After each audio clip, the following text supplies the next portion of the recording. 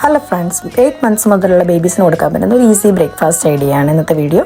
ഒരു ക്യാരറ്റ്, ഒരു ബനാന, അതുപോലെ തന്നെ ഒരു എഗ്ഗ്, ഇത്രയാണ് വേണ്ടത് നിങ്ങൾക്ക്. ക്യാരറ്റ് നന്നായിട്ട് ഗ്രേറ്റ് ചെയ്യുക, ബനാനയും അതുപോലെ തന്നെ സ്ലൈസ് ചെയ്ത് നന്നായിട്ട് മാഷ് ചെയ്യുക.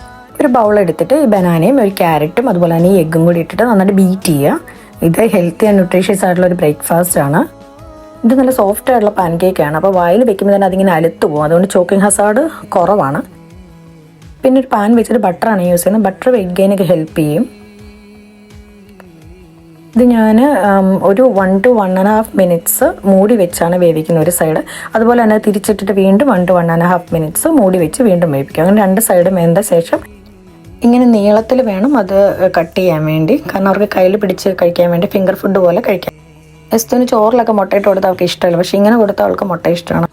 അപ്പോൾ നിങ്ങളിങ്ങനെ ഉണ്ടാക്കി കൊടുത്തിട്ട് മക്കൾക്ക് ഇഷ്ടമായെന്ന് എനിക്ക് കമൻറ്റ് പറയാം കേട്ടോ. Thank you for watching.